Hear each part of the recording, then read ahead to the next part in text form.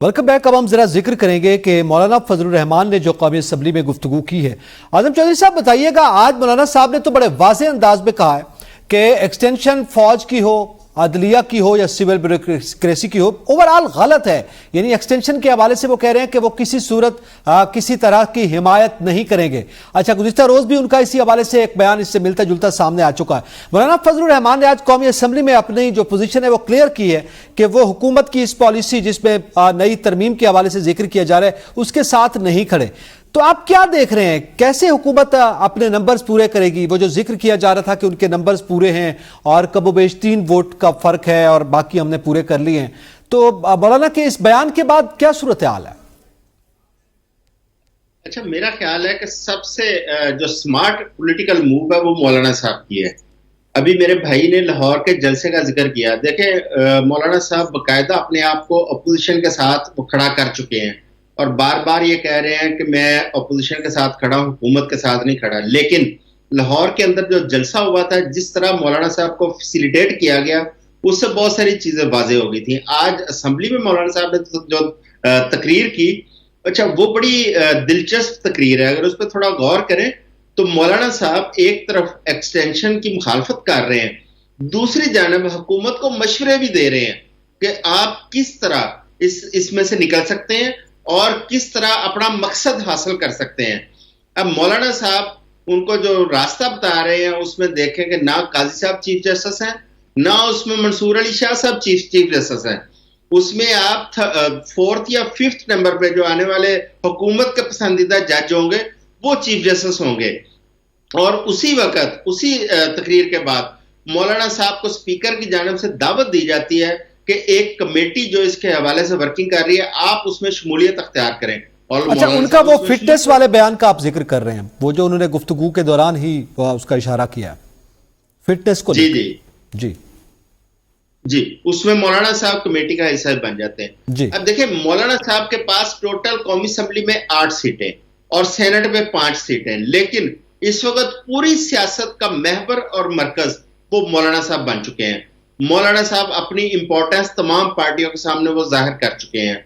اب مولانا صاحب کو پچھلے دنوں آپ کو یاد ہوگا زرداری صاحب سے بھی ملاقات ہوئی، پرائم منسٹر صاحب سے بھی ملاقات ہوئی، اور اس وقت کچھ چیزیں سننے میں آئی کہ ان کو گورنرشپ آفر کی گئی، ان کو سینٹ کی سیٹیں آفر کی گئی۔ لیکن شاید مولانا صاحب نے اس وقت جو اندازہ کیا ہے، انہوں نے وہ مولانا صاحب کیونکہ عوام کے ساتھ جڑے ہوئے ہیں، ان کا جو ایک دینی اور مدرسوں کا نیٹ ورک ہے وہ براہ راست عوام کے ساتھ جڑا ہوا ہے، اور مولانا صاحب کو اس وقت لوگوں کی جو سوچ ہے یا لوگوں کی جو اگریسونیس ہے اس کا بھرپور طریقے سے اندازہ ہے۔ مولانا صاحب اگر کھل کے حکومت کے ساتھ کھڑے ہوتے ہیں، مولانا کو اپنے علاقے کے اندر، اپنی کانسٹیچوئنسی کے اندر وہاں پہ مخالفت کا سامنا کرنا پڑے گا۔ مولانا صاحب اپنا ووٹ بینک بھی بچانا چاہ رہے ہیں، اپنی کانسٹیچوئنسی کی پولیٹکس بھی بچانا چاہ رہے ہیں، اور حکومت کو بھی کچھ سیف ایگزٹ دینا چاہ رہے ہیں اس وقت،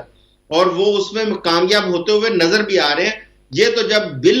پیش ہوگا اسمبلی کے اندر اس وقت چیزیں بہت ساری واضح ہوں گی، کیونکہ حکومت جو ہے اس پہ بڑی آپٹیمسٹک ہے کہ مولانا صاحب بھی اور پی ٹی آئی کے بھی چند اراکین، حکومت کا یہ کہنا ہے کہ وہ ہمارے ساتھ آن بورڈ ہے اور انہوں کو مینج کیا گیا ہے، جس کی وجہ سے پی ٹی آئی نے اپنی ایک کمیٹی تشکیل دی تاکہ اس کمیٹی کے 8 اراکین اسمبلی کے اندر وہ موجود ہوں گے، باقی لوگ اسمبلی اجلاس میں شامل نہیں ہوں گے، اور وہ صرف اس چیز کو نظر رکھیں گے کہ حکومت کاؤنٹنگ کے اندر کوئی گڑبڑ تو نہیں کرتی، یا پی ٹی آئی کا کوئی بندہ حکومت کو ووٹ ڈالنے کے لیے وہاں نہیں آتا۔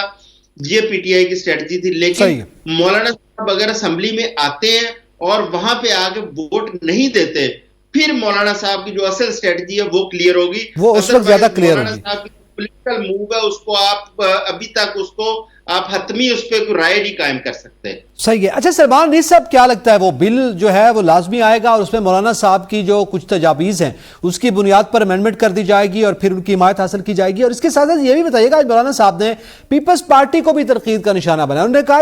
یہ پیپلز پارٹی کیسے کہہ سکتی ہے کہ ججز کی عمر میں اضافہ کیا جائے؟ انہوں نے تو مشرف دور میں مخالفت کی تھی، تو کیا مولانا صاحب پیپلز پارٹی کو وہ پرانے اصول اور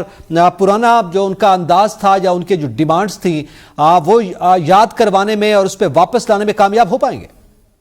جی بالکل، اور وہ کامیاب ہو رہے ہیں۔ دیکھیں جو ساری بات چل رہی ہے اور سارا تذکرہ ہے، ہم تو مولانا کی جو پولیٹکس ہے اور سیاست ہے اس کے پرانے اسیر ہیں، بہت اچھا جو ہے اپنے آپ کو پلیس کرتے ہیں, بہت اچھا اپنے آپ کو پولیٹیکلی جو ہے وہ کیری کرتے ہیں. مولانا صاحب جو ہیں میرے اندازے میں اور میرے خیال میں بہت جلدی مان جائیں گے, اور وہ یہ جو سارا کام ہو رہا ہے وہ شاید اپنی جو نیگوشیٹنگ پاور ہے اس کو زیادہ ایکسرسائز کر رہے ہیں, and he wants to have a better deal. I think وہ زیادہ لینا چاہتے ہیں گورنمنٹ سے اور جو اتحادی پارٹی ہے اس سے. اینڈ جس قسم کے الیکشن ہوئے ہیں اور اس کے جو نتائج آئے ہیں اس میں وہ یقیناً برہم تھے, تو اپنے آپ کو انہوں نے بالکل ٹھیک پلیس کیا ہوا ہے. وہ گورنمنٹ کے ساتھ بھی جس طرح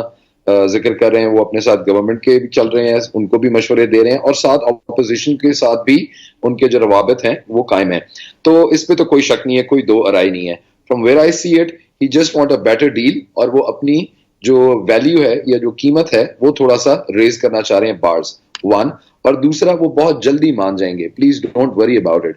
قانون کے اندر کیا ترامیم ہوں گی کیا نہیں ہوں گی یہ تو ظاہر ہے جو لیگل ایکسپرٹس ہیں وہ زیادہ بہتر بتا سکیں گے, لیکن یہ ہے کہ جو بھی ہو,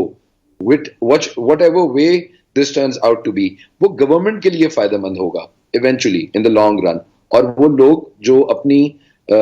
مرضی کے منشا کے ججز لے کے آنا چاہتے ہیں وہ eventually they will be able to succeed in this entire lobbying. آپ جتنا مرضی زور لگا لیں, جب ایک دفعہ کچھ چیزوں کا فیصلہ ہو جاتا ہے تو ان کو ریورس کرنا اتنا آسان نہیں ہوتا, چاہے اس کے اندر اس طرح کی سپورٹ اویلیبل ہو یا نہ ہو. اور رہی بات مولانا صاحب کی پبلک سپورٹ کی, اور جو ان کی سیاست ہے گراس روٹ لیول کے اوپر, جو ان کے مدارس کا نیٹ ورک ہے, وہ تو دیکھیں مولانا نے تو آمریت کے ساتھ بھی ہاتھ ملایا. He was doing a very good government and things with the Musharraf regime also. تو ان کو بہت زیادہ نظریاتی طور کے اوپر فرق نہیں پڑتا کہ عوام کیا سوچتی اور کیا نہیں سوچتی. He is one of the politicians جو عوام کی رائے اور opinion کو sway کرتے ہیں, اس کو change کرتے ہیں. ان کا کام یہ نہیں ہے کہ وہ لوگوں کی رائے کے اوپر چلیں اور اس سے متاثر ہو کے اپنے فیصلے کریں. جو ان کا فیصلہ ہے وہ عوام تک ڈیلیور جو ہے وہ کرتے ہیں. لیکن سلمان, اب صورتحال مختلف تھی نا, ان انتخابات میں صورتحال بڑی مختلف ہو گئی نا. جو مولانا کا وہ حلقہ تھا, بہت پرانا حلقہ تھا, اس میں وہ شکست کھا. جی, صورتحال مختلف ہونے کے باوجود جن کو گورنمنٹ کے اندر لے کے آنا تھا وہ گورنمنٹ کے اندر ہیں, جو فیصلے وہ کرنا چاہتے تھے وہ کر رہے ہیں, جس قسم کی قانون سازی جو ہے وہ کرنا چاہتے تھے they have largely succeeded in that. opposition کو انہوں نے دیوار کے ساتھ لگایا ہوا ہے, اس کے اندر ان کا سکور پورا ہے. تو ایسا نہیں ہے کہ گورنمنٹ جو ہے یا جو آپ کی اسٹیبلشمنٹ ہے یا جو مقتدرہ ہیں وہ اپنے اہداف سے کہیں پیچھے ہٹ گئے ہیں. وہ بالکل ٹھیک ٹارگیٹڈ فوکسڈ اپروچ کے ساتھ چل رہے ہیں, اور جو چیز وہ اچیو کرنا چاہتے ہیں وہ جلد یا بدیر وہ ان ٹارگیٹس کو اچیو حاصل کر لیں گے, وہ حاصل کر لیں گے. عمر جٹ, آپ کے نزدیک مولانا فضل الرحمان کی جو پوزیشن آج قومی اسمبلی میں انہوں نے واضح کی ہے, اس حوالے سے آپ کیا سمجھتے ہیں؟ اور اس کے ساتھ ساتھ انہوں نے ظاہر اظہار یکجہتی کا بھی مظاہرہ کیا کہ یہ جو مذمت ہے, بلکہ انہوں نے یہ کہا کہ پارلیمنٹ کو 3 دن کے لیے بند کر دینا چاہیے تھا احتجاجی طور پر. خود اسپیکر قومی اسمبلی کو ایسا کرنا چاہیے تھا کیونکہ یہ پارلیمان کی توہین ہے. تو اپوزیشن کے ساتھ انہوں نے باقاعدہ بالخصوص پی ٹی آئی کے ساتھ یکجہتی کا مظاہرہ بھی کیا, اور دوسری جانب جیسے ابھی گفتگو کی گئی کہ وہ حکومت کو بھی کچھ مشورے دیتے ہوئے دکھائی دیے. آپ کیا سمجھتے ہیں, کہاں کھڑے ہیں مولانا صاحب, اور پی ٹی آئی اس کو کیسا دیکھ رہی ہے؟ دیکھیں جی, مولانا فضل الرحمان بالکل اپنی جو سیاست ہے وہ اپنے حساب سے بڑا سوچ کے بڑے زرک قسم کے سیاستدان ہیں, اور تمام جو چیس بورڈ پر پھیلی ہوئی جو اس کی چیس کی جو مووز ہیں ان کو دیکھ کر وہ اپنا فیصلہ کرتے ہیں. لیکن اب سچویشن یہ ہے کہ جو عوام کی پلس ہے نا وہ کچھ اور ہے. جو حکومت اور ان کے جو الائز ہیں, جو آنکھیں ان کو نظر آ رہا ہے لیکن وہ اپنی آنکھیں بند کر کے اس پر بیٹھے ہوئے ہیں. مولانا اس سارے معاملے کو بھانپ چکے ہیں. بلوچستان میں مولانا کی سیاست ہے, خیبر پختونخوا میں مولانا کی سیاست ہے, اور اس ٹائم جو خیبر پختونخوا اور بلوچستان کے حالات ہیں وہ مولانا کو نظر آ رہا ہے کہ اگر مولانا عوام کی پلس کے خلاف جائیں گے تو پھر ان کی سیاست کا مستقبل کیا ہوگا یہ مولانا بہتر سمجھ رہے ہیں. مولانا نے آج جو قومی اسمبلی میں تقریر کی, اس میں ایک تو انہوں نے حکومت کو بڑے آڑے ہاتھوں لیا. کل جو واقعہ ہوا ارکان قومی اسمبلی جو پاکستان تحریک انصاف کے تھے ان کی گرفتاری کا, اس پر مولانا کافی کھل کر بولے, اور مولانا نے یہ اسپیکر صاحب کو یہ باور کرانے کی کوشش کی کہ یہ جو رسپانسبلٹی ہے وہ اسپیکر کی تھی, اور اس کو بلکہ انہوں نے کہا کہ یہ ایک جو دن ہے اس کو آپ تمام جو سیاسی جماعتیں ہیں وہ متفق ہیں اس سارے معاملے پر، تو آپ مل بیٹھ کر اس کا ایک ایسا لاہے عمل اختیار کریں کہ جو ہمارے گھر میں گھسا ہے اس کو دوبارہ یہ گھسنے کی اجازت نہ ہو، نہ ہی وہ یہ کوشش کر سکے۔ تو ابھی مولانا صاحب فی الحال تو جو نظر آ رہا ہے وہ اپنے موقف پر ڈٹے ہوئے ہیں، اور آج مولانا صاحب نے باقاعدہ جو ان کی پارلیمانی پارٹی ہے، اس نے سینٹ کی پارلیمانی پارٹی نے ایک جو اعلامیہ ہے، جو ایک پریس وہ جاری کی ہے اپنے تمام جو اراکین ہیں، سینیٹرز ہیں ان کو، اور اس میں انہوں نے کہا ہے کہ پارلیمانی پارٹی نے یہ فیصلہ کیا ہے کہ کسی بھی طرح کیا، انہوں نے اس میں مینشن کیا کہ یہ جو ترمیم ہونے جا رہی ہے اس کے بارے میں بھی ابہام ہے، پتہ نہیں ہے کہ اس ترمیم میں کیا ہے، کیا لایا جائے گا، لیکن پھر بھی اگر کسی طرح کی ایسی ترمیم آئے گی بھی صحیح، تو انہوں نے اپنے سینیٹرز کو باؤنڈ کر دیا 63A کے تحت کہ کوئی بھی جو پارٹی پالیسی ہے اس کے خلاف ووٹ نہیں کرے گا، اور انہوں نے باقاعدہ اپنے سینیٹرز کے نام مینشن کر کے وہ جاری کیا ہے، اور اس میں انہوں نے بتایا کہ بھی ان کا جو موقف ہے وہ اس ٹائم پہ پاکستان تحریک انصاف کے موقف کے ساتھ ہے، جس کا اظہار انہوں نے آج قومی assembly floor of the house کیا۔ لیکن اگر اس میں عمر اس میں ظاہر ہے ایکسٹینشن کے حوالے سے تو بڑا واضح وہ بات کر رہے ہیں، لیکن وہ دوسرا مرحلہ ہے جس میں وہ کہتے ہیں ضروری نہیں ہے کہ سینئر جو ہے وہی ہی اوپر آئے، آپ سینئر ضروری نہیں کہ فٹنس کا معاملہ بھی ساتھ ہوتا ہے، اور انہوں نے ایک کنڈیشن بھی لگائی ہے، اس کی بنیاد پر کچھ ابہام کا جیسے ابھی اظہار کیا گیا ہے کہ اس میں وہ بل میں کچھ اپنی ترامیم اگر ان کے مرضی کے مطابق ہو جاتی ہیں تو پھر وہ شاید اس کا حصہ بن سکتے ہیں، اور اس طرح سے وہ حکومت کے بھی ساتھی بن سکتے ہیں، اپوزیشن کے حوالے سے بھی اپنے موقع پر قائم رکھ سکتے ہیں۔ آپ سمجھتے ہیں، ایگری کرتے ہیں اس بات سے؟ دیکھیں، مولانا صاحب نے آج جو تقریر کی اس میں انہوں نے اس بات کا ذکر کیا، انہوں نے کہا قانون سازی وہ نہیں ہونی چاہیے کہ آپ قانون سازی کر رہے ہیں اپنے فائدے کے لیے، کل کو کوئی آئے قانون سازی کرے اپنے فائدے کے لیے، اس کے بعد کوئی اور آئے وہ اپنے فائدے کے لیے قانون سازی کرے، اور پھر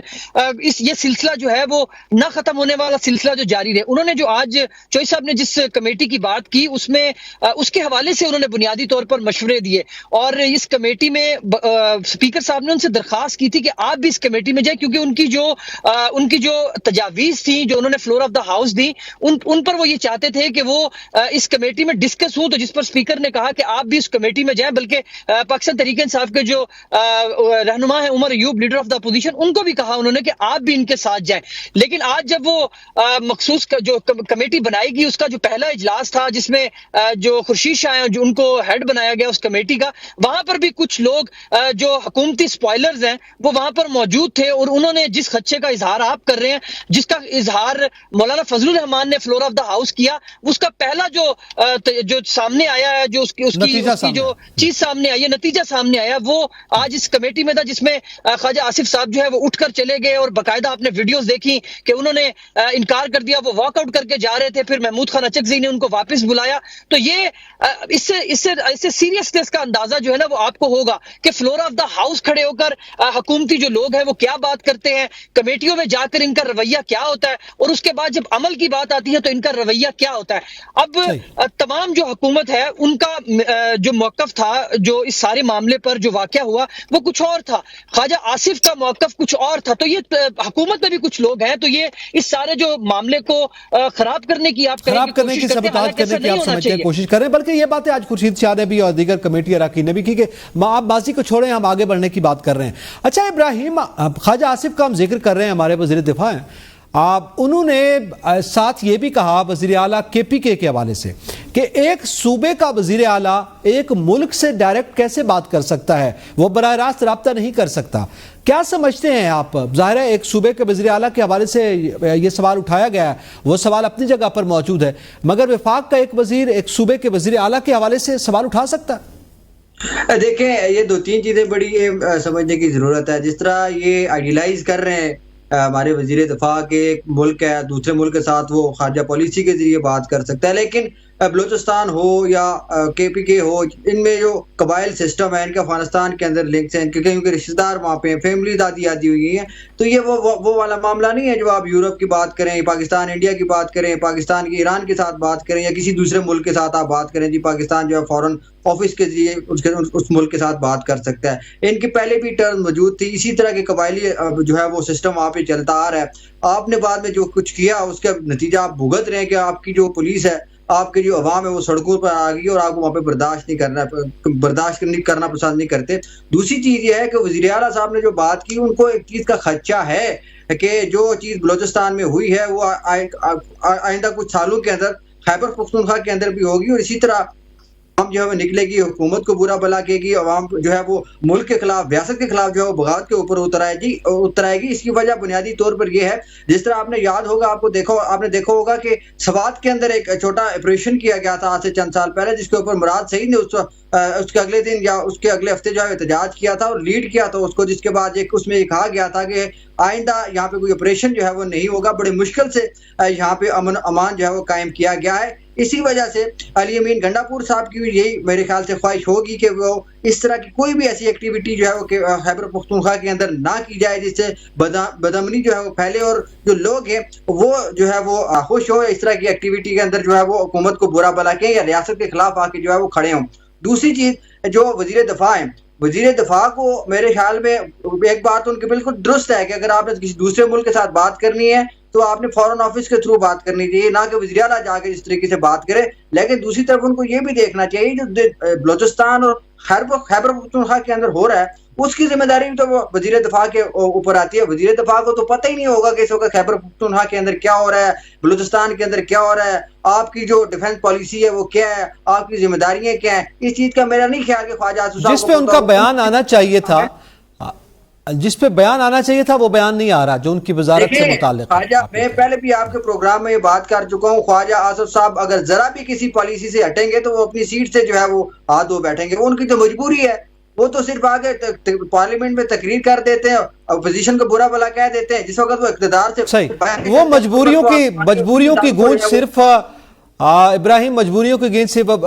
وفاقی وزراء تک محدود ہے، وہ تو وزیراعظم ہاؤس تک پہنچ چکی ہے۔ مجبوریوں کی گونج جو ہم ذکر کر رہے ہیں وہاں بھی بے اختیار وزیراعظم کا ذکر کیا جا رہا ہے، تو یقیناً یہ معاملات اپنی جگہ پر موجود ہیں۔ لیکن اس کے ساتھ ساتھ جو گرفتار کیے گئے تھے پی ٹی آئی کے پارلیمنٹیرینز آج پروڈکشن آرڈر کے تحت قومی اسمبلی میں آئے، انہوں نے کیا کیا گفتگو کی، ایک بریک کے بعد اس کا ذکر کریں گے، ساتھ رہیے گا۔